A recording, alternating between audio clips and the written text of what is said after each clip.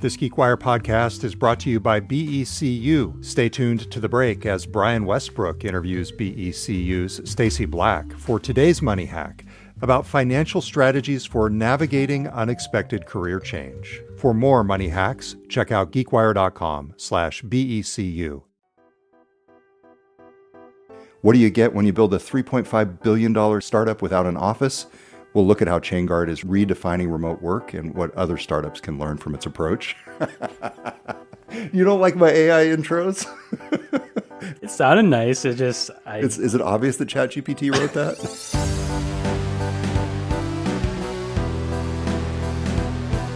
Hi, and welcome to GeekWire. From GeekWire.com, I'm Todd Bishop. And I'm Taylor Soper. We are coming to you from Seattle, where we get to report each day on what's happening around us in business, technology, and innovation. What happens here matters everywhere, and every week on this show, we get to talk about some of the most interesting and important stories and trends in the news.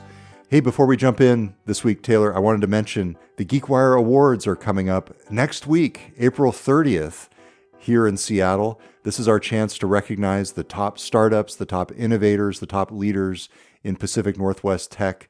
This is something that you and the rest of the news team and I work on quite a bit over the course of a few months, helping to highlight and feature the different nominees.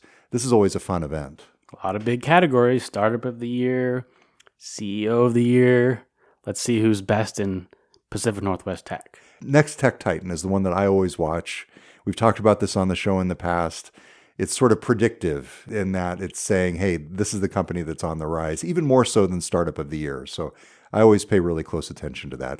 And depending on when you're listening to this, there may still be tickets available to join us on April 30th. You can check that out at geekwire.com/awards. And we hope to see you there. Taylor, it's great to see you. Good to see you. Welcome back from the Irish lands. Thank you. Yeah, we had a good vacation, good spring break. I actually want to talk about that in the first segment here because it does bring up some interesting things about AI that I got to experience and sort of a tipping point for me personally. Coming up later on, we'll talk about a really good story that you did, Taylor. It's a follow-up to a massive funding that happened this week, and it's a company called Chainguard. And the twist is that they have no physical offices. So we'll be talking about what that means for them and what other people can learn from how they adapt to that fact. Plus, Microsoft has this crazy new idea that all of us are going to be agent bosses. So we'll be talking about that later on too.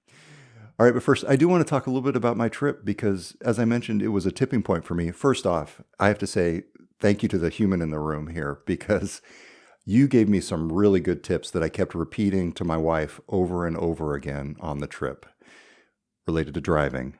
I just kept saying, tight left turn, wide right turn, tight left turn. And that was the difference, really getting us out of Dublin into the countryside initially was just repeating that mantra because you go through those roundabouts and it was good. So thank you.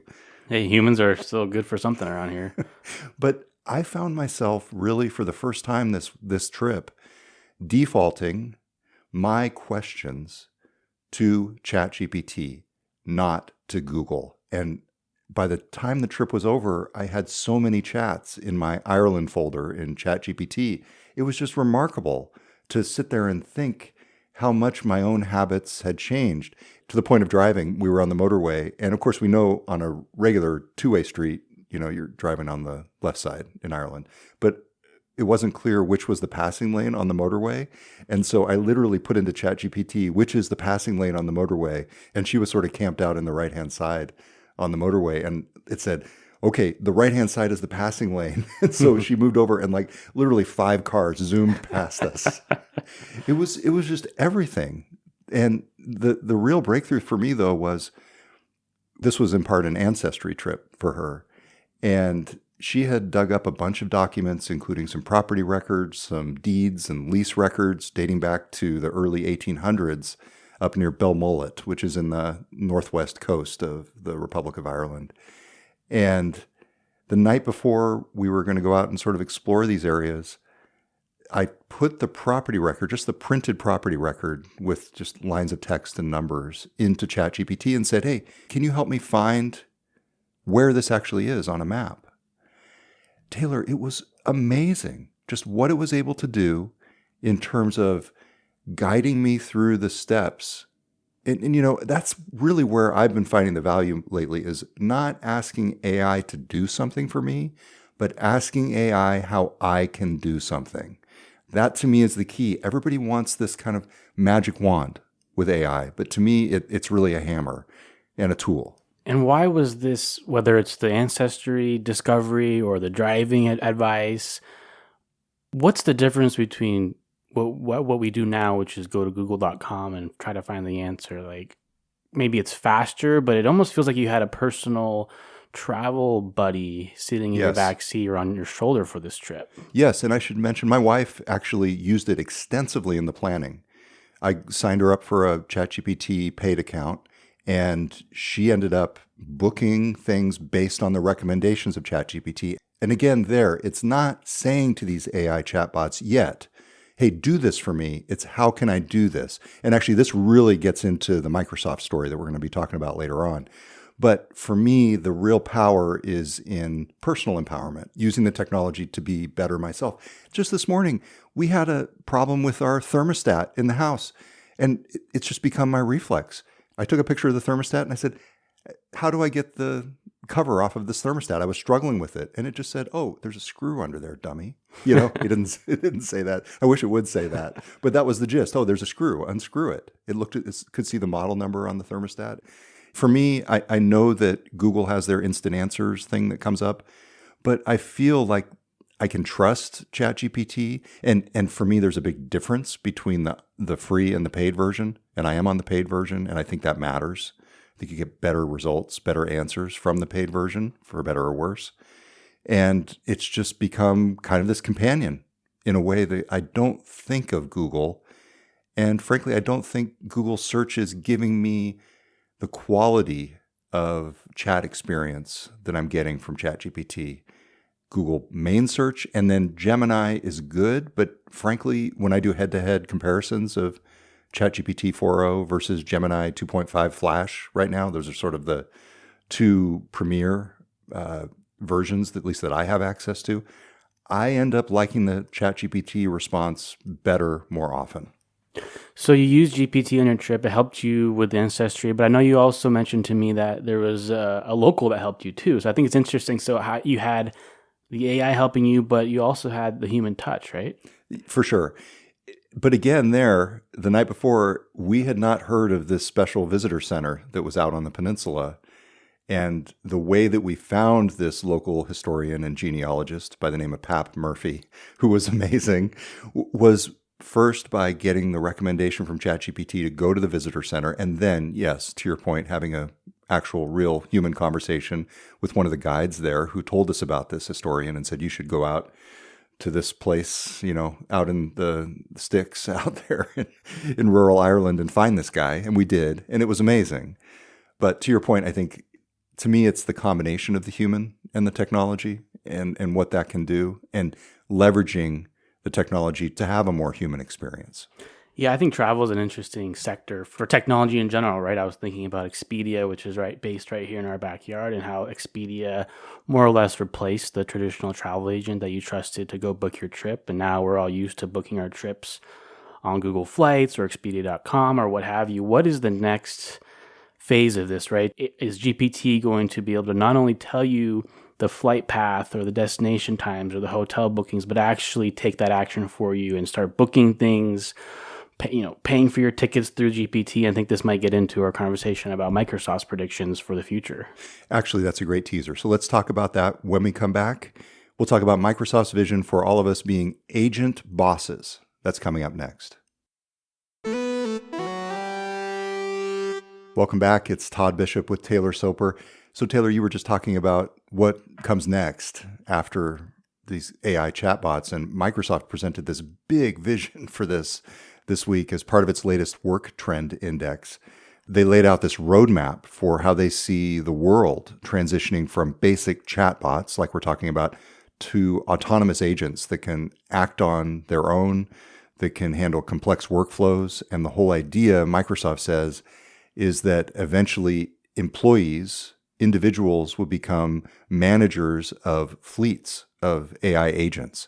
And this is where I'm still a little skeptical, and maybe it's in part because I haven't yet directly experienced the benefits of AI agents. And I know that this is something that all these companies, not just Microsoft, but Salesforce and Google and OpenAI and Anthropic are headed toward. But whether or not it's actually going to work as promised, I'm still not sure. But to answer your question about the travel agents, I think this is one application of agents, travel, that could be, ironically, travel agents, could be actually very useful if it works as promised. You are a kind of a world traveler in a lot of ways. I'm a little envious of some of the places you've gotten to visit all over the world in Asia and Europe and elsewhere. What are your thoughts on how you would use technology these days and potentially the technology on the horizon? This gets into the human in the loop discussion, right? Like how much of the work are agents going to do for us? And when we have these agent fleets, are they going to do everything for companies? Are they going to do a subset of the repetitive tasks? So for me, when I travel, I actually enjoy the process of searching and researching and trying to find the right thing and then using different sources of information I find online and then matching that with what the locals say and then getting to the answer that way. And so I like to be in the loop for travel. On the other hand, going through thousands of pitches that we get per week, could an AI agent go through all those pitches? And if the AI agent knows what GeekWire likes to write about and what makes a good pitch and tells me here are the 10 pitches that you might want to look at, I would like to have the agent do that for me, right? So how many of those tasks are out there right now that AI agents can take care of? And how many more are there that we haven't even thought of? Completely. And as you say, there are so many of these things that are out there. And I've started in much the same way that I see everything as a potential application for ChatGPT. I've started thinking about agents, and I just thought about one this morning. I've been trying to get back in the routine of checking the SEC site every day, the place where you can go in and fine-tune your search for different filings from different companies. I haven't even mentioned this to you, but I like to search for the past few days for every 8K, 10K, 10Q, and I think maybe Form D from companies headquartered in Washington State. Why not just have an AI agent do that and I guess send you an email? Would that be what they would do? Would they alert you somehow on your phone? Well, I think this is a part of the key TBD on this is the UX and UI and how do we interact with what the AI agent is doing and where does it sit in our existing workflows? And I think Microsoft sees itself, at least as an example, as being that, that platform that helps present that information. To your point of like, where does this actually happen and where do we get the answers from the AI agent? But I think that's a great tool that we should have. Right. And so one of the points that Microsoft made, and this is no mere, sort of back in the napkin report. I mean, this thing is intense. They talk to people around the world in different markets. They end up surveying 31,000 workers across 31 countries. They use LinkedIn data. And the other thing they do is they use telemetry data from Microsoft apps. So if you opt in to having your data shared with Microsoft when you initially set up their programs, they are then able to use that data, for example, to see how many times the average worker is interrupted on a daily basis and how frequently they're interrupted. So it's that kind of thing. One of the things they heard from the survey, which fascinated me, was that leaders, company managers and executives, are farther along in adopting this mindset, this idea that we're going to be using AI agents, managing AI agents, than employees are. And with chatbots, last year, for example, it was the reverse. Employees were more aggressive in adopting AI themselves. And so you've kind of got this inversion in the motivations of the different segments of the workforce, and it's a push and pull. And I wonder if there's going to be some resistance among employees to this notion of AI agents doing specific tasks or potentially taking work away from them that there might not have been to the notion of just individually using a chatbot to make yourself more productive. And remember, these agents are only going to get better each day, right? So the question is, how good are they going to be, right? I think right now we're maybe assessing them as a junior level employee or an intern. Next year, maybe they'll be a really smart intern. In a couple of years, they'll be really like a full-time employee. And so how does that change the vibe of a workforce, the relationships between the boss and the manager and the employees, to your point? It feels like we're on the precipice, or we're already there, of a shift in how work gets done and who does it. So the whole idea that Microsoft is pitching is that it's going to be not just a tool, but another member of the team. And in that way, it was notable to see this response from the survey. 33% of the leaders who were surveyed said they were considering headcount reductions, while 78% on the flip side are planning to hire for new AI-specific roles. And that includes things like AI specialists, agent trainers, and data analysts, things like that are related specifically to AI. And so in that way, you can see how the workforce, just if this comes true, gets totally reshaped. It's funny, hopefully folks heard my brief interview with Satya Nadella that I got to do for the Microsoft 50th anniversary. And one of the things, if I had had a little more time, that I would have loved to have asked him was how AI is going to reshape Microsoft's workforce, whether it's going to shrink it, whether it's going to expand it over time, how the different roles are going to change. And I think here in Microsoft's take on this survey, you're seeing part of the answer, because I think they're going to be kind of a petri dish for some of these new ways that AI is going to change the way that people get work done. And if you think about beyond Microsoft, beyond tech, what about just, I don't want to get too philosophical, but just every company out there and how work gets done and who gets replaced and what companies are going to get replaced. And I mean, it's exciting in some ways, but also I think it's almost a scary moment for labor, right? And I don't know. I think I get more fearful of it. You can go down that path, but it feels like a monumental shift. Yeah.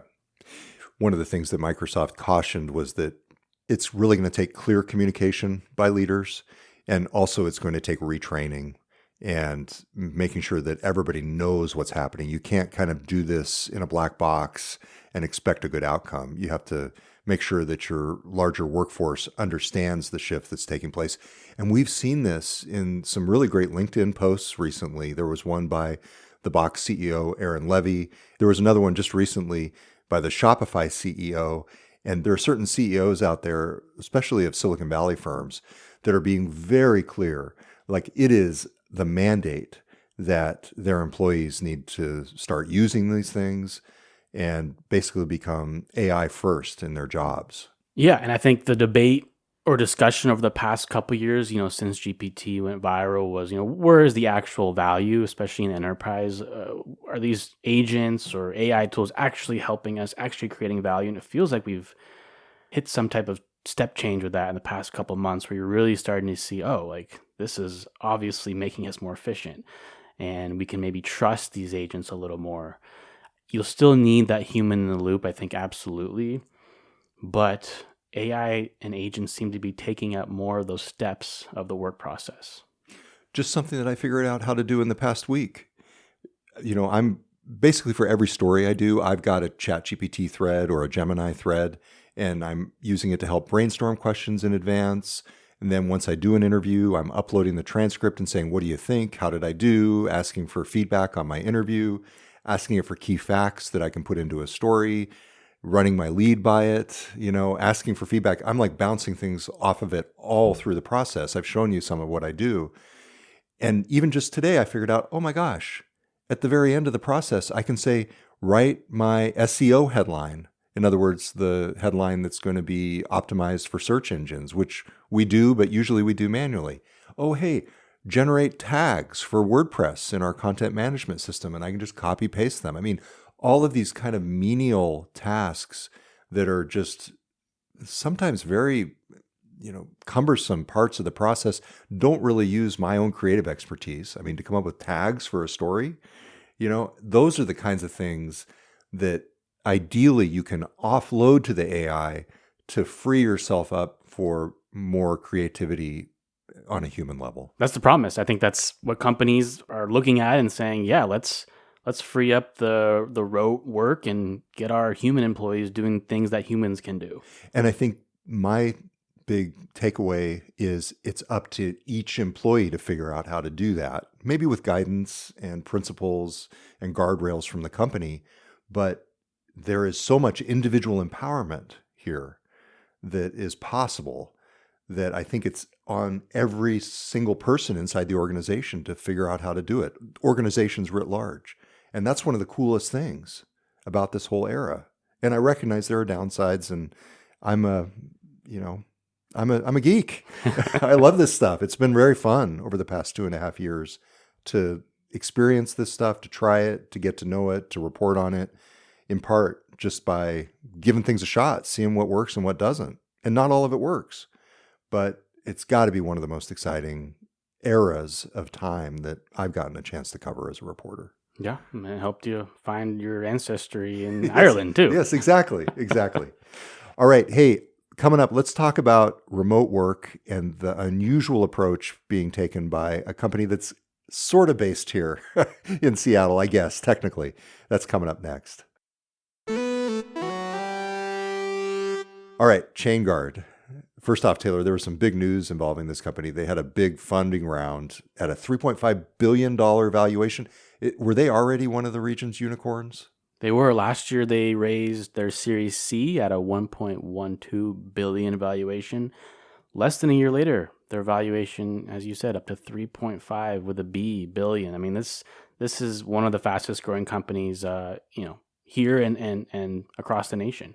And they are one of the top 10 companies on the GeekWire 200, our ranking of the top privately held companies in the Seattle region and the Pacific Northwest. We should caveat this is feels a little weird saying that Chainguard's based here, given that they don't even have an office here or anywhere. That's right. So this company, and the reason we want to talk about it is they are totally virtual.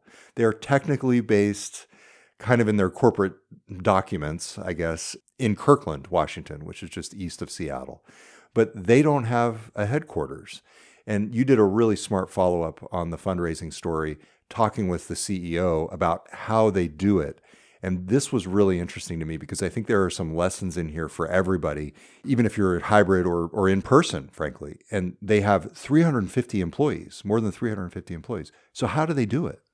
So Chainguard, they're founded in 2021, just after the pandemic got going. They're a cybersecurity company. So they kind of started remote. You almost had to in those days, although there are some companies, which we can talk about later, that went the opposite. They started fully in the office around the same time. But they started remote and they just stuck with it. And, the CEO, Dan Larank, it was kind of funny. The first thing he said about this strategy is, quote, "I don't think remote is actually hard." And so he gave the rundown of what they do to make sure that it's easy in a way. And they do get together twice a year as an entire workforce. They go to different cities and have these big summits. And then their departments get together twice a year as well. And so there is that face-to-face time. He did say that the face-to-face time is very important. But otherwise, they're all remote. They spend a lot of time thinking through how many meetings they have, what they do during those meetings. The communication is really important. He said especially written communication. And he also hosts a weekly AMA, Ask Me Anything. And so each week, employees can ask the CEO questions, and that's another connection point. So they seem to have really threaded the needle here with being fully remote, but maintaining those connections that are hard, frankly, to maintain when you're not seeing people in person on a frequent basis. So, hey, they've proved that you can have 0 offices, 0 physical footprint, and still grow really rapidly and, apparently have a workforce that wants to stay there. The other thing that you reported that they do is they offer monthly stipends for co-working spaces. They cover phone and internet costs, and they provide $1,750 for home office setup. So when you get started or at some point when you're setting up your home office, they're basically paying for it. I bet you that is still far less than they would be paying for office space on a recurring basis. And the biggest benefit, I think, that he had called out especially is hiring. We've heard this from Zillow Group right here in Seattle. They've also gone to this fully flexible model. Both of these companies really tout the fact that you can hire people wherever they are. And especially for Chainguard, they need specific talent that knows how to deal with open source and different programming languages and different ecosystems. And Dan said being able to tap into that talent wherever it is a huge benefit. And so I think hiring, when you're able to hire outside your city, that's an obvious advantage. And so, between the hiring, the flexibility, they seem to have succeeded with this model. Now, on the other hand, we have a company here in Seattle called StatSig, and Todd, you did the reporting last year with this company, checking in with them after they also launched in 2021 with a completely opposite strategy. 5 days a week in the office with a little bit of flexibility, but the default for StatSig is in the office. And it's interesting, and you made a good point in your story. I thought these two companies basically show that there's no one-size-fits-all solution. And Vijay Raji, the CEO of StatSig, sees the trade-offs on the other side of what the folks at Chainguard see. And he acknowledges that they are not able to hire from the broader pool of global talent, but they value that in-person connection and feel like they get so much more done because they are face-to-face in the office 5 days a week, that they're willing to make that trade-off. And it's just really cool to see the flexibility that this new world that we're all in affords all these companies. For sure. And there's no right way to do it. I think if you want to go 5 days and sacrifice potential talent pools or rising expenses, but it works for you, hey, it works for StatSig. They're ranked number 9 on the GeekWire 200, our list of top privately held tech startups in the Pacific Northwest, and Chainguard's ranked number 4. So you can do it either way. And we should say that a couple of the Chainguard founders are based in Kirkland. So there is a presence here. It makes sense to still call them a Pacific Northwest company, but wow, if either of those two people moved, I think we should probably reconsider, because it's, as Zillow says, it's kind of cloud HQ at this point. I was waiting for Chainguard to say, yeah, we're based in the cloud too, but I think that's just Zillow owns that. Yes. All right. Well, cool. Thanks for catching up. I'm going to have to export this now, Taylor, and ask ChatGPT and Gemini how we did on this podcast. I'm nervous. Hey, but if you out there have an opinion about the GeekWire podcast and you want to rate and review the show on your favorite podcast app, we would definitely welcome that. Thanks for listening, everybody. Curt Milton edited this episode. Until next time, I'm Todd Bishop. And I'm Taylor Soper. We'll be back next week with a new episode of the GeekWire Podcast.